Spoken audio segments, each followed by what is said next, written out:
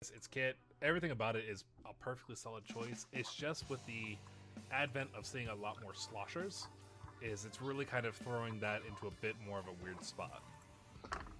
Yeah, that's true. It looks like Global Breakout is sticking with their tried and true weapon selection, and Euphoria is bringing out Basically a Tintabrella of their own. Okay. Yeah, effectively the same comp coming out from both of these teams. So we'll see how this plays out, all told here. Both teams, as they rush into this middle area, Euphoria already going to have a power clam up and ready, which may or may not be a good thing this early in the game. Having one of their players already located. They're making that nice early push. Two of Global Breakout are down already. That's, oh man, Euphoria getting a nice. And they're just, oh man, that was okay. That was fast. It was a very aggressive early push coming out here on the side of Euphoria, but not all players going down, which is a really big thing on a map like Era 1 Mall, where going all down can usually and often lead to the score reversal in the exact opposite direction immediately afterwards. This is a map that changes momentum very quickly, so you often want to have at least 2 players up after a push just to hold the fort to prevent your opponents from coming in. Yeah, Euphoria has another power clam already here, just waiting for the team to be ready so they can make that push. It looks like they just got to a Global Breakout down. That might be just the confidence boost they need to get that power clam in, and it's just what they go for. Toast getting a nice long-range splat with that slosher. Now, Global Breakout has had that pity clam for since the beginning, and they haven't even picked it up yet. I don't know if they're just waiting to, or if they just haven't had an opportunity to. Yeah, I don't think they had much of an opportunity to, but they'll definitely want to pick up this pity clam before this timer expires, so that way they can pick up the additional pity clam on top. And as you say that, Lux just picked it up. So now they have 2 pity clams, and they have enough. Oh well, there goes that. Man, that Tintabrella really does a number when you can actually aim like I can't. So sometimes you just have to believe. 3 of Euphoria are down. If Global Breakout's going to make a push, now's the time. And they're not really going for it. Lux just couldn't quite find one with the Stingray. Ray, unfortunately, going to go down too early there. Yep. Again, not really a push for Global Breakout coming out. Global Breakout still trying to play much of the same, waiting and patience game, in hopes of, getting something together, just like we saw in that last game. But Euphoria really isn't giving them the breathing room to do that, especially on this map. Yeah, this is not the map where you can play patient on.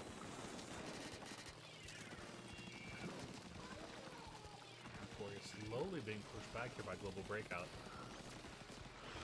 Yeah, these weapons are they're long range, so you would think that they'd be good in Arwana Mall, but if somebody gets close to you,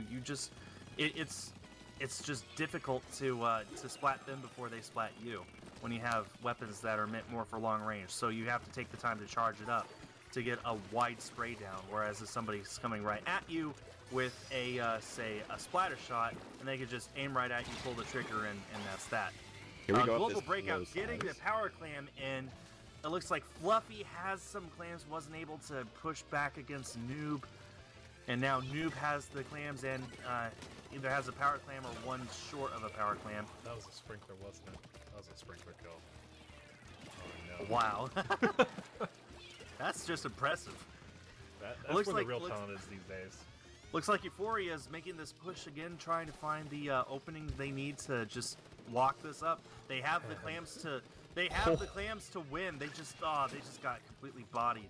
Yeah, I think Fluffy's just single-handedly shut down that push with both the bubbles and his Brella, forcing those members of Euphoria back, not allowing them to go anywhere. Yeah, and the tight walkways and the back ends here, that Brella will just not. There's no wiggle room around it, and that's probably a good reason to use a Tintabrella. I take back what I said earlier. Global Breakout here, though. Everything comes together now.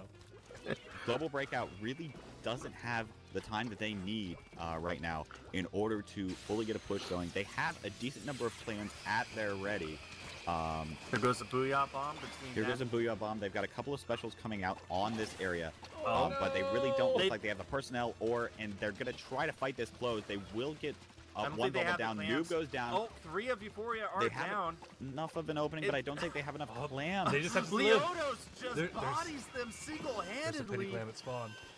Oh. They just have to live and jump in. It's just not going to be enough. Oh, wait, is it? There aren't. Yeah, okay, there they go. Wow. Global Breakout against all odds just completely took that game back.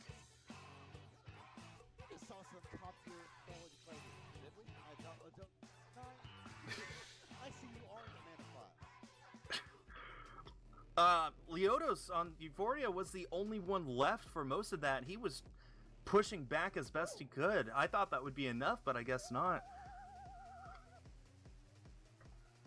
And we go from Arowana Mall, the longest map, to Piranha Pit. The longerest. The longerest map, depending on which way you look at it. I think Piranha Pit has the biggest surface area in any case. Oh, for sure. But I even think just between the two baskets, it still is reigning champ.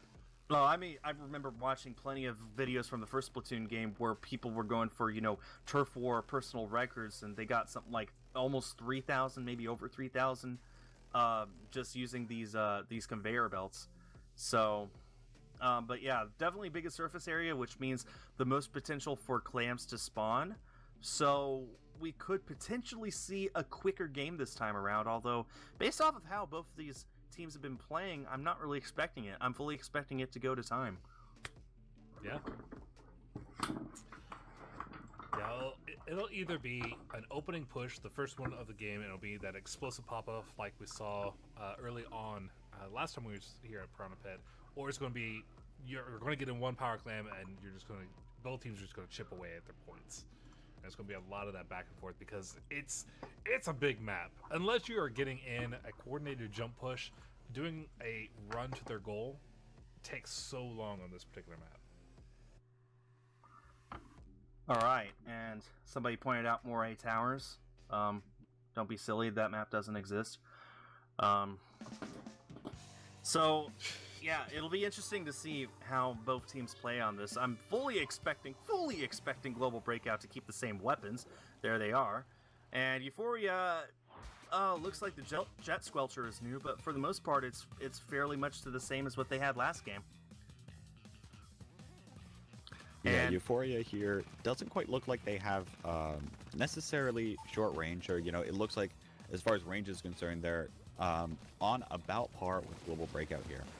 So we'll see if that pans out for them here in this match.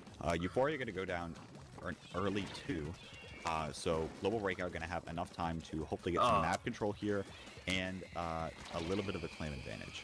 yeah, we see Scoot here has the 10 missiles. We saw somebody on the other team with the 10 missiles. I think 10 missiles on this map especially is just going to help out so much. You can get those long range. You can get that long range ink down no matter where you are on the map, and you always have the potential to splat someone with it, although getting splats with a 10 missile is getting harder and harder these days because people are learning, you can just swim away from it. They're just now learning this, but for a while. But 10 missiles are definitely a great special to have here on top of the usual baller and Booyah Bomb that we've been seeing non-stop today. And looks like Fluffy has a power clam between his Tinderbrella and the Bubbler. He was able to make a nice push. Gray right behind him. And there we go with a nice 54 to kick things off. That was unfortunate. Booyah Bomb sailing off in the distance. Oh, and they brought it all the way down to 48. That's a nice early lead from Global Breakout, which I'm sure they're very happy to have after calling the last two games so closely. Yeah, it's going to be a very stiff uphill battle for Euphoria here. As mentioned before, this is a very difficult map just to get a lot of momentum on. If your first push is not a push like you saw Global Breakout have, it's going to be very difficult to mount that second push.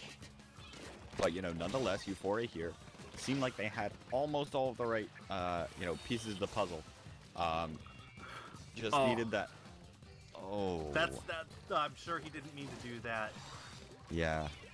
Unfortunately, had the right piece of the puzzle, but couldn't quite fully put them together, Euphoria, for that push. Now Global Breakout going to have enough time, get enough clams here, get their specials ready. They've got 2 online, and probably are looking here to make another push. It looks like Global Breakout at this point is just... they're going back to doing what they seem to like doing best. They're playing the patient game. They're just hanging around, gathering up clams, not really looking for pushes, although that's a nice big push right there. Oh, and no. It looks like Lux, Lux almost was able to get both power clams in. As it is, that full wipe, Euphoria just completely wipes Global Breakout. It's not a complete and utter loss of confidence for them, but that has to hurt that they just weren't able to get that big of a push that they wanted. And Euphoria gets on the board, and Don't have the follow through. it doesn't look like they do. They just got pushed back. Doesn't quite have the follow. Global Breakout likes the thought of being ahead, and they kind of want to keep it that way. It's a new experience for them. You know, you'll take Indeed. Yeah, indeed here. Euphoria, though, has the clams they need. They're, still trying to work on getting a couple of picks onto some of these players. Down goes the Noob is in Tentacle. trouble. Noob in a little bit of trouble there, but Got out of that. we'll take care of it. Now going to pop those bubbles. That's 2 down now for Global Breakout. Oh, So close is to it getting enough? something. That's going to be 1 kill. Oh, He was just up against too many people. so close to Yeah. making another push. But, it really doesn't look like we're seeing a lot of concerted efforts from Euphoria into, making a push on 2 players. We're seeing, in a lot of cases, 1 player pop their bubbles and then follow the bubbles up. But we're not seeing 2 players really try to go forward, rush forward, get the picks they need. So Stingray coming out now on the side of Euphoria. They still have a little bit of the clam advantage. Here's going to be the jump in. Was that enough? It was. It was enough to get Enough to the open, barrier not enough popped, to but it's follow through. Yeah, and they don't have any clams. Even if that's a wipe anyway. So, Global Breakout. If I were them, I would definitely use this time to try and get some more points on the board, just to widen their lead. At the same time, they don't really need to. There's only like 15 seconds left. Yep. So they're in the lead. Euphoria doesn't have a power clam. Unless they can get one in the next 10 seconds, Global Breakout wins. They have the plan, so they'll get into that overtime. But they don't have. Oh, then again, Oh. that was a very well placed bomb, and it looks like they're just. Yeah, Mewtwo just going to sit right over this, not let anyone pick that up. Oh. Toast picked it up for only a second to extend the time. It's up to Noob now. Yeah, it's over. He didn't quite make it. That's over. And That'll that's be the game. game. And there we go. Global Breakout, despite losing the first game of this round, won the next 3 in a row with some very impressive plays in all 3 of them. Yeah, indeed there. Great to see Global Breakout bounce back from really the first game and the first, 3 quarters of that second game there. As they came back in those crucial 2 final overtime pushes, or last minute and overtime pushes, I should say, in those second and third games, and then giving them the further confidence to go ahead and take the set 3-1 over Euphoria in the 4th round. That was very entertaining to watch. Every single one of those, all of them were rather close, and it just goes to prove that one smart play or one not so smart play can change the course of the game.